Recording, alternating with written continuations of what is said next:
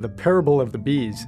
We heard this first from writer J.B. McKinnon, who says the story begins in Mao County in central China, rural area, fairly remote. Lush green mountains filled with apple orchards. And apple orcharding was the main business. And according to J.B., in the 1990s, the wild bees of Mao County slowly started to disappear. And there's a few different reasons given for that. It could have been the destruction of the habitat that the bees nested in, the heavy honey harvesting that wasn't leaving enough food for the bees. But the prevailing theory is actually an economic one, because in the 1990s, as China was shifting to a market-based economy, apple producers were under pressure to produce more apples. So they started spraying pesticide. Probably it was a constellation of all of those things and a few others. End result is the bees stopped buzzing in Mao County. Which, if you are an apple farmer, that's a disaster. As bees travel from flower to flower in search of nectar, they're dusted with pollen. So if you don't have the bees making the birds and the bees on the blossoms, then you don't get fertile flowers to turn into fruit. And obviously, if you're a fruit farmer and you have no fruit to sell, you have no income. So what do you do? If you're an apple farmer and you don't have bees, then you need to find some other way to pollinate the flowers. And I guess they concluded, well, we'll have to do that ourselves by hand. In Mandarin Chinese, we say 人工授粉, so basically that means a manual pollination.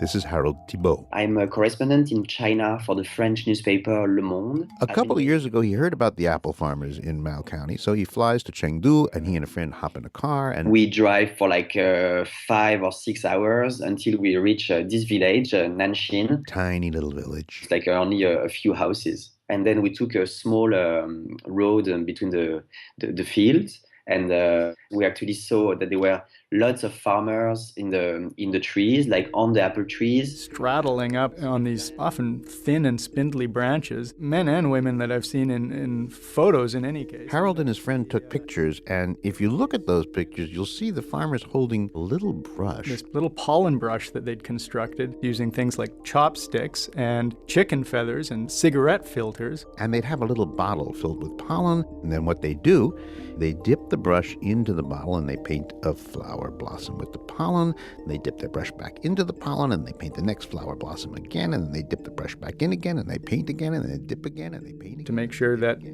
all of the blossoms that they could possibly fertilize would be fertilized so that they would go on to produce fruit. We're talking hundreds and hundreds of flowers per tree. It was very strange to see humans doing the job of the bees. The image of these Chinese orchardists standing up in these spindly trees traveled around the world through environmental circles.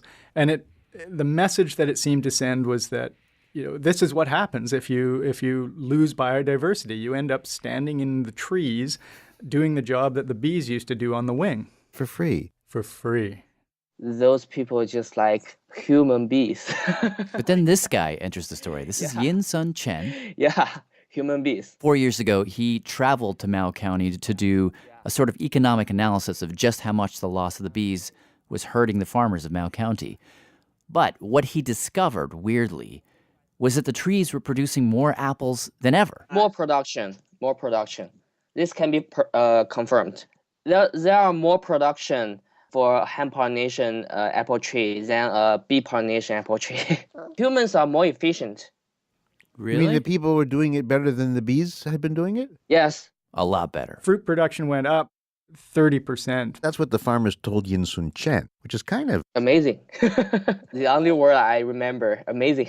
Because I think hand pollination can pollinate more thoroughly. They can pollinate every flower. And bees don't pollinate every flower? Bees are a little bit they're a little bit uneven when it comes to pollinating. You're so polite. They don't like it if it's cold. They don't like it if it's damp. They don't like it if it's windy. In all those cases, bees often decide to stay indoors and just take the day off. But you send people out there and tell them to pollinate and they're going to do it.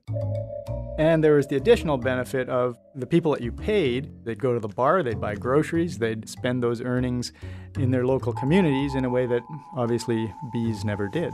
So here you had this whole story that was supposed to be about how important the bees are, this whole parable of biodiversity. And it turns out maybe the lesson's just the opposite, that actually we don't need bees, and maybe we never did. If we only measure things economically, then we might conclude that some species or some ecological processes just aren't necessary in certain places, or that we might even do better to take care of those processes ourselves. Right. So let me find my notes about the wages exactly. But there's one more chapter to the story. Harold Thibault told us that when he visited Nanchen, I talked with one farmer. His name is Zheng Zhegao. He's 38. And he said, in his opinion, the hand pollination might disappear in a few years. Apparently, as China's economy has continued to grow, workers have started demanding better pay. The wages are getting so high for the workers that the farmers have to employ to help them. Basically, it's not efficient economically to do the hand pollination anymore. That's what a lot of farmers say. Now they're likely thinking, we need those bees back. Right, yeah. Problem is, there are no bees in those villages anymore. One farmer told Harold beekeepers in other parts of China aren't going to bring their bees to this area because they worry about the pesticides that the farmers have used. And as for when wild bees might come back? Well, for this, we have no idea. It's very hard to make a prediction. If you ask the farmers, they're like, 我不知道, I don't know. Here's where that story leaves me. It leaves me thinking that economics is just not a good way to go. Putting a value, even a precise and thoughtful value on a bee or on a pound of pesticide, you do it and you think you're smart, but then the value changes. The bees go from being worth a lot to being worth nothing to being worth everything, all within a few years. This is what markets do. They swing back, forth, and we pretend that we can predict, but we never can.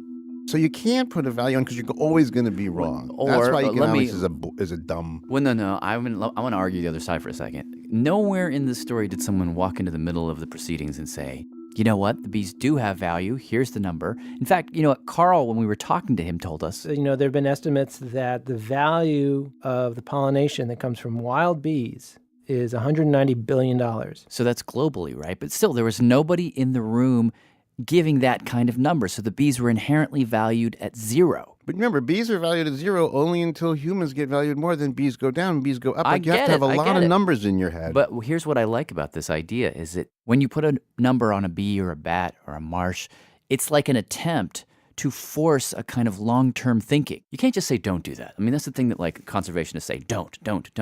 But if you say, don't do that because here's the value. Here's the loss, you're going to say. Yeah, here's the loss. Well, then that actually gives the whole precautionary don't thing some teeth.